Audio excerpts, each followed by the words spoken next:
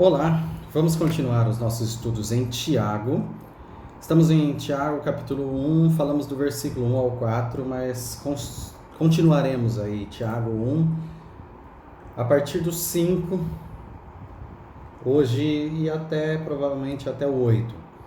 Então, para iniciarmos, vamos fazer uma retomada, um resumo do que nós falamos no último domingo, do que nós chegamos à conclusão. Primeiramente, o livro de Tiago está direcionado aos irmãos judeus que estão com vários problemas.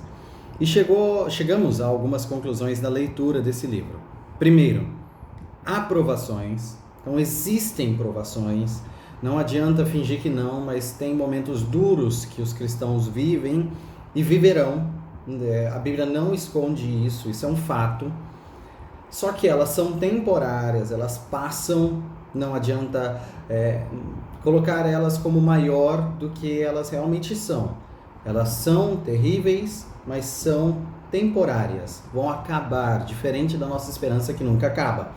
São provas de fé, ou seja, Deus usa para provar a fé genuína, para mostrar quem realmente tem uma fé verdadeira que dura independente do que acontecer aí no caminho. Por mais que esse caminho seja de provação, por mais que esse caminho seja de tribulação, por mais que tenha as dificuldades, a fé é verdadeira, a fé continua. E devemos ter alegria em meio a essas tribulações, em meio a essas provações. Então, a frase inicial é: tende grande alegria quando passardes por diversas provações. Então, independente de passar, ou mesmo passando, por passar, tenham muita alegria, sejam realmente alegres, com alegria completa em Cristo Jesus.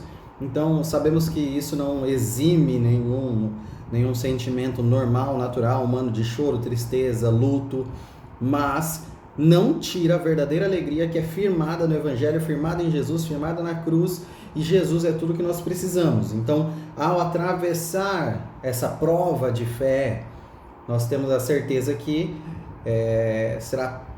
a fé genuína frutificará a perseverança.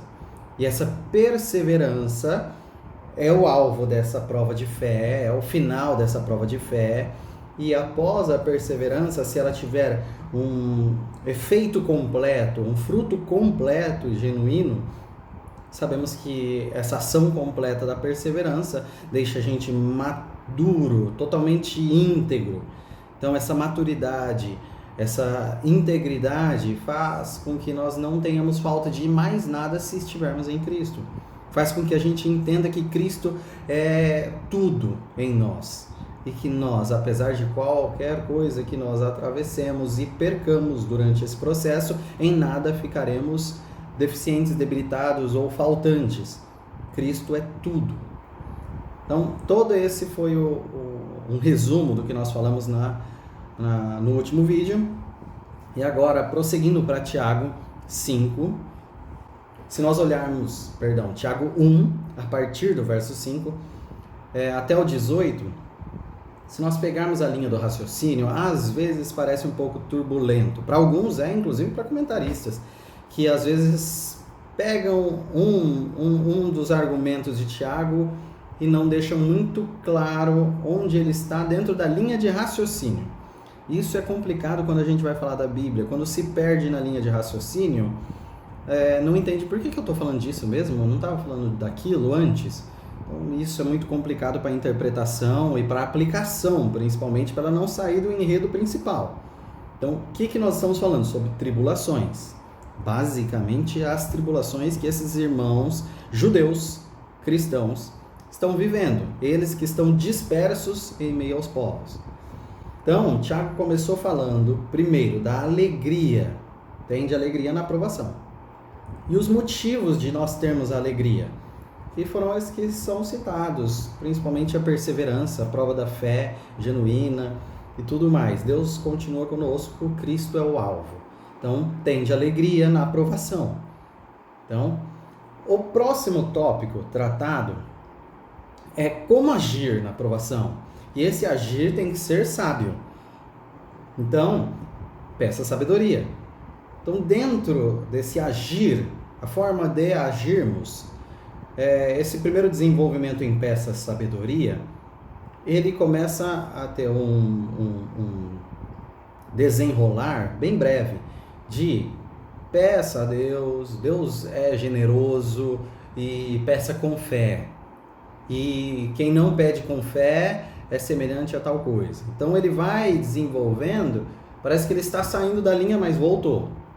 Agora falando das provações, que ele evolui para o tipo da provação específico que aqueles irmãos estavam passando. São provações econômicas, como a gente já viu, alguma questão contratual, sobre dificuldades financeiras. Então, esse tipo da provação, ele especifica falando sobre a verdadeira glória que deve ter do pobre e do rico. No caso, o pobre que se eleva ou o rico que se encontra numa situação de perder tudo. Então, ambos se agarram em quê? No que eles se gloriam. Ainda falando sobre o tipo da aprovação deles, que é econômica. Avançando, ele começa a falar, ele tem uma união aí, falando sobre ser aprovado. Feliz é quem é aprovado. E aí começa a falar sobre a diferença entre provação e tentação. Então, há uma diferença. Ninguém acha que de Deus é tentado, porque Deus não tenta e nem é tentado. E aí faz uma diferenciação entre quem é Deus aí nesse enredo, de onde vem o mal, que vem, segundo esse texto, de nós mesmos, dos nossos próprios desejos, e o bem, de onde vem o bem. Então ele faz esse raciocínio, terminando aí, concluindo aí, mais ou menos no verso 18, e o capítulo 1 ainda prossegue. Mas para entender a evolução do raciocínio e não perder do raciocínio, estamos falando de provação. Então, primeiro a alegria, agora o agir sábio dentro da provação, o tipo da provação específica que aqueles irmãos estavam sofrendo, que é questão monetária, questão de dinheiro, questão de dificuldades financeiras, e a diferença entre a aprovação e a tentação. Esses são os desafios aí, né? Passando então adiante, como agir na tribulação? Essa primeira evolução depois de falar da alegria. Como agir? A gente pode pensar o seguinte, do versículo 1 ao versículo 4, como nós falamos, é muito interessante saber que a prova da nossa fé é essa provação, então é algo bom que visa a perseverança, devemos ter alegria.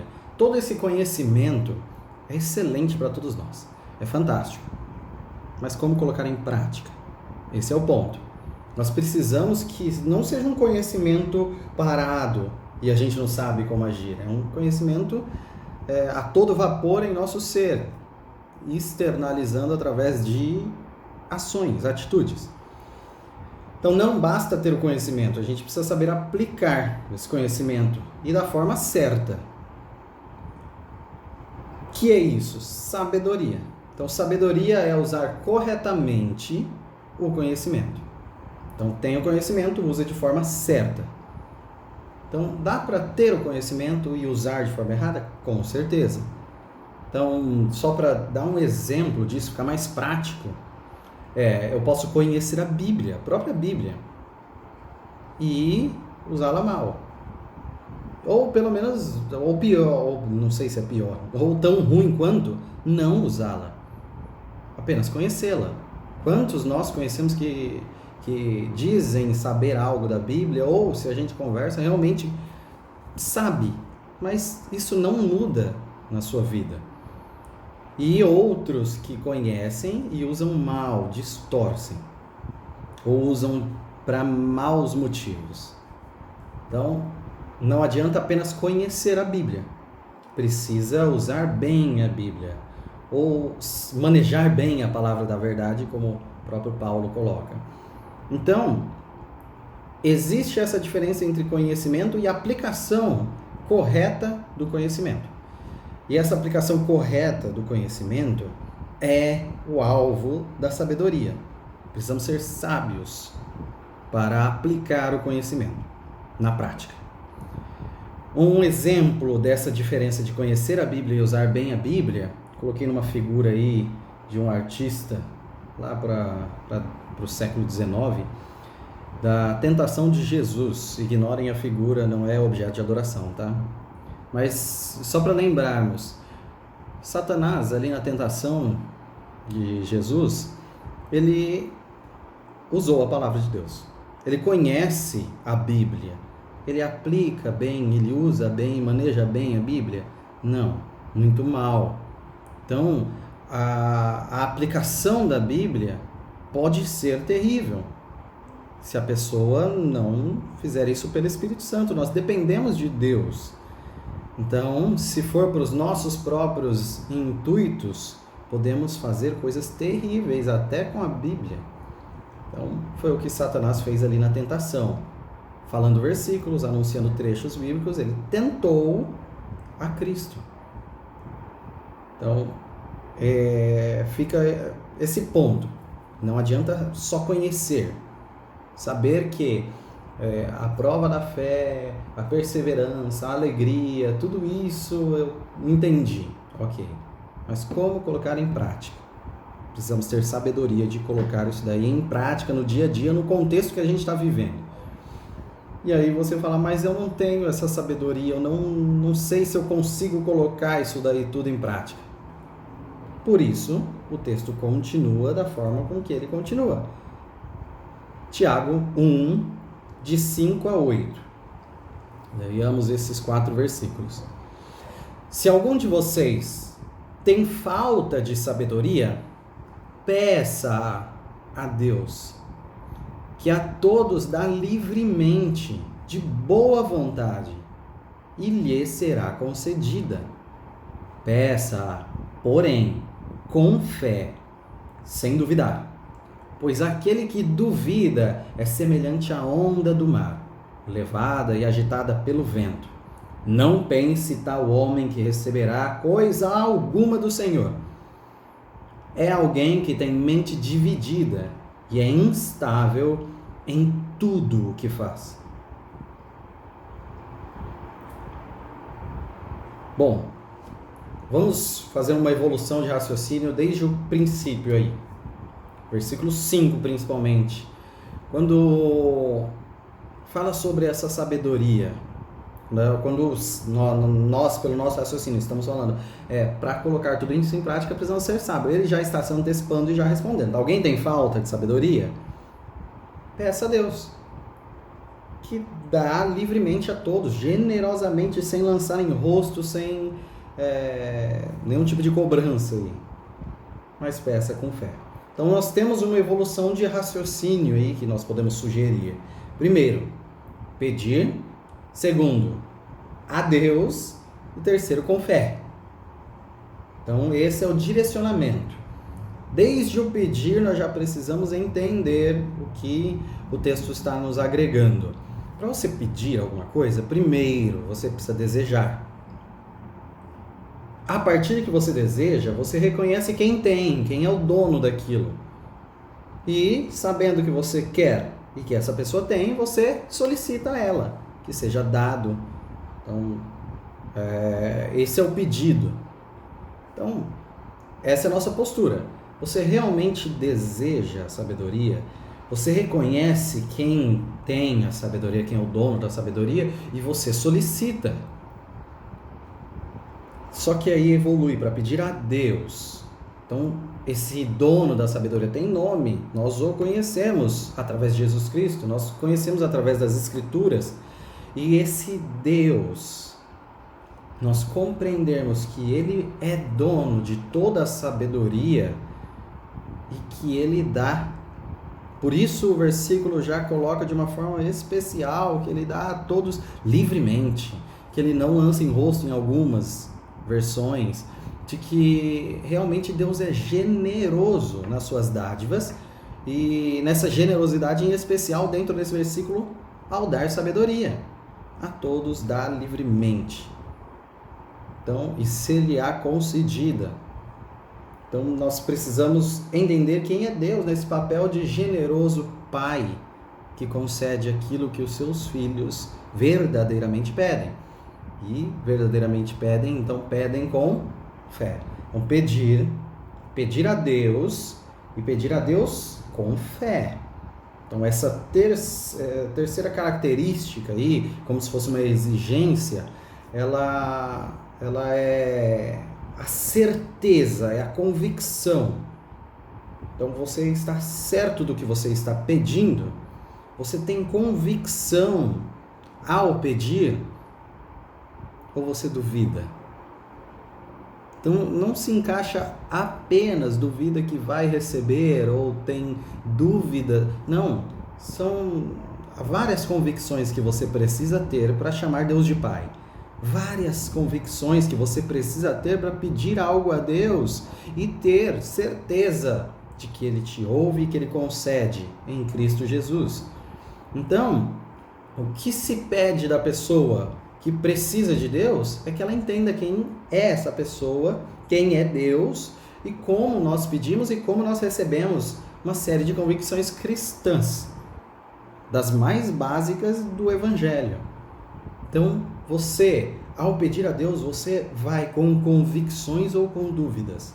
Ao pedir a Deus, por mais que você esteja com uma série de dificuldades e mente um pouco complicada, as suas convicções são colocadas à mostra perante Deus, sondadas, e aqui bem claramente falando, você precisa pedir com fé.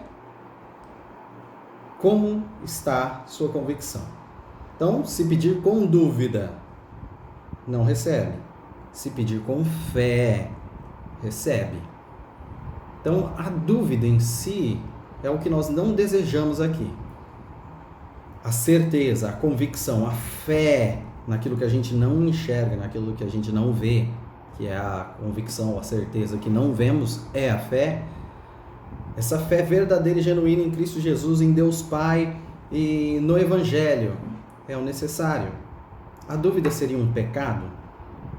A dúvida seria um erro tão grosseiro na nossa vida que em toda a nossa vida não podemos ter nenhuma dúvida.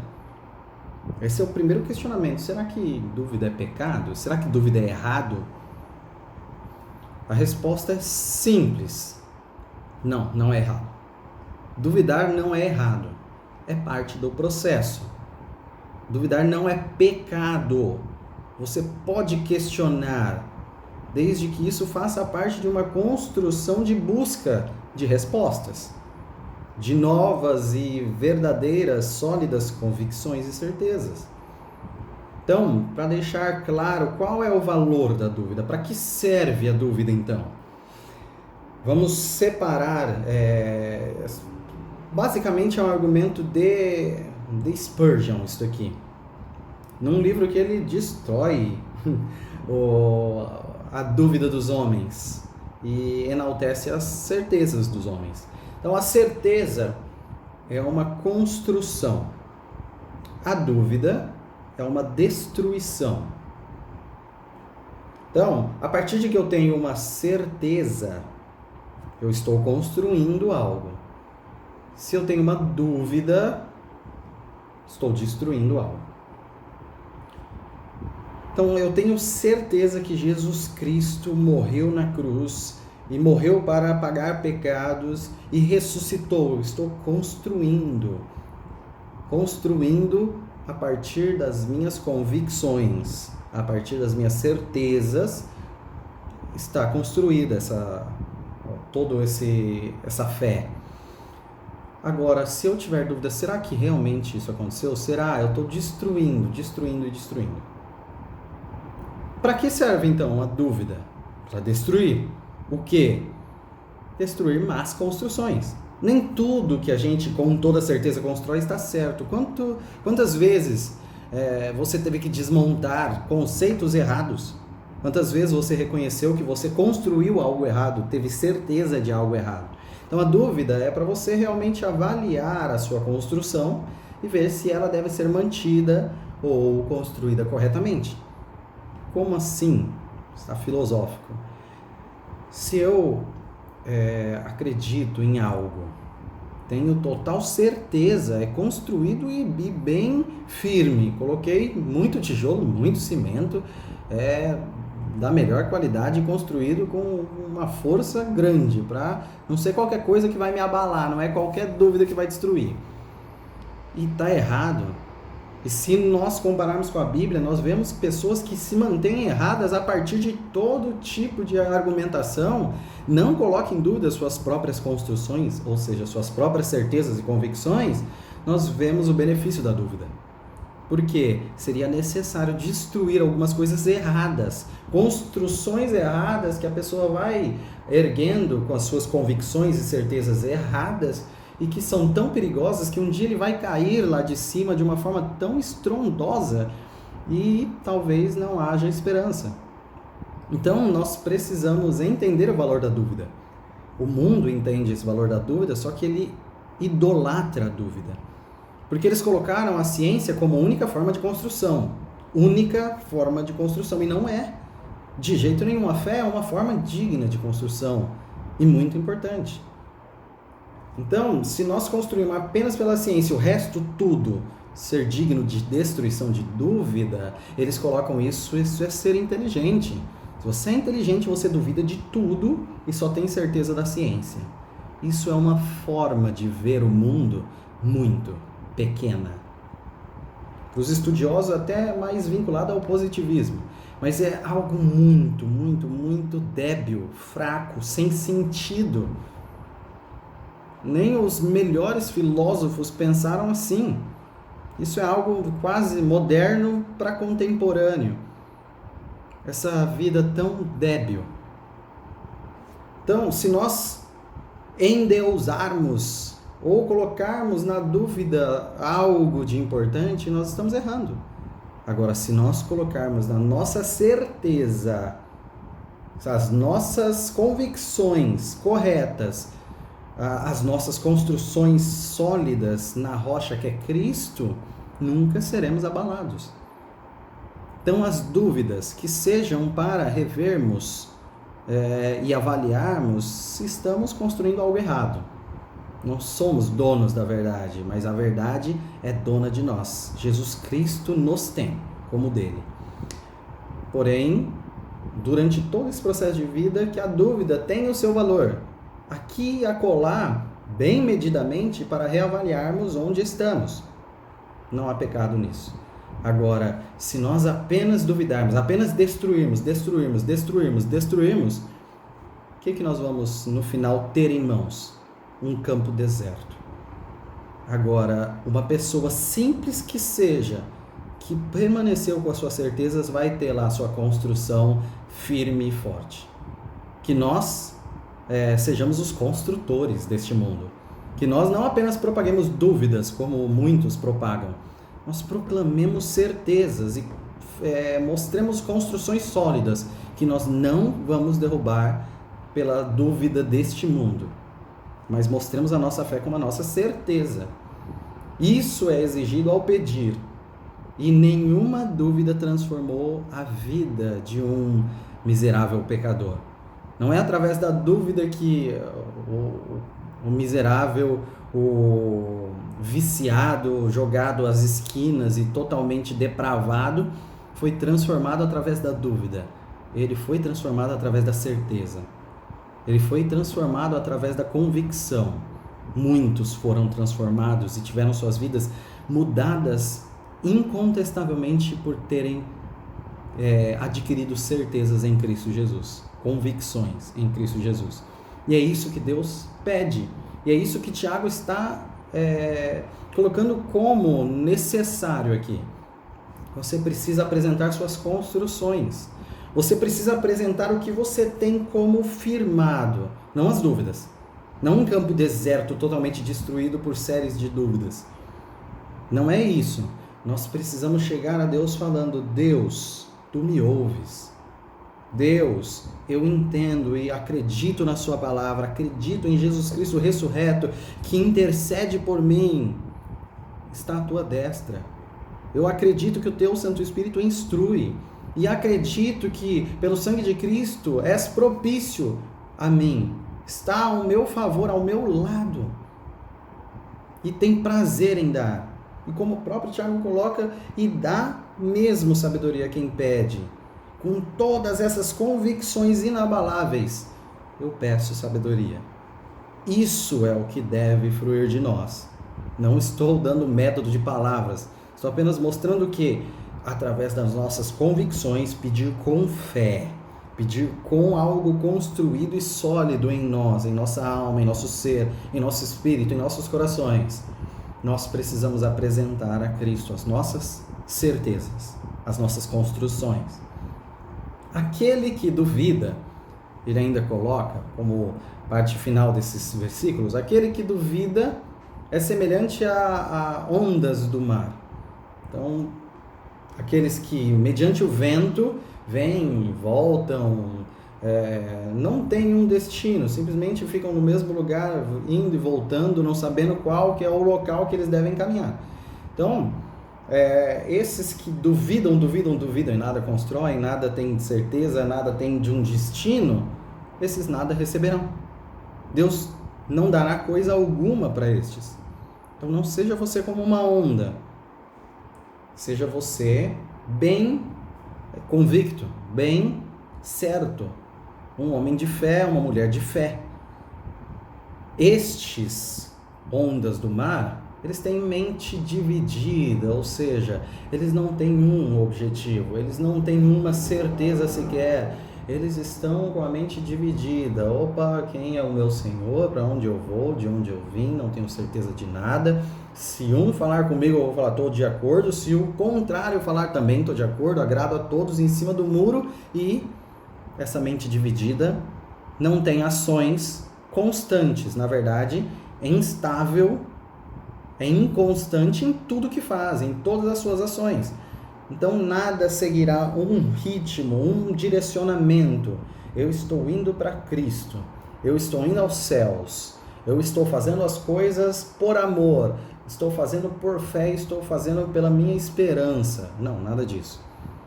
Ele simplesmente não sabe por que está fazendo. Às vezes faz coisa boa, mas é inconstante nas ações, porque aí depois vai fazer uma coisa ruim. Porque não tem um direcionamento, ele não sabe qual que é boa, qual que é ruim, ele não tem convicção. Nós precisamos ter essas convicções e essa fé até ao pedir sabedoria a Deus. Esse é o nosso objetivo. E que Deus nos conceda essa fé de ficarmos firmes, construídos na rocha que é Cristo. E em toda a argumentação do Evangelho, em tudo que Deus nos revelou na glória do Evangelho. Sejamos firmes em Cristo Jesus. E ao pedir sabedoria para sabermos lidar com os momentos difíceis, peçamos com fé, acreditando e tendo firme certeza que esse Cristo, que nós não vemos, esse Deus que nós não vemos, mas com os olhos da fé vemos Jesus Cristo ressurreto.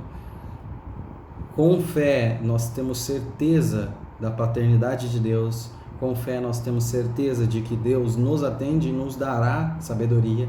É assim que nós pedimos, é assim que nós conseguiremos lidar com as tribulações. Que Deus os abençoe e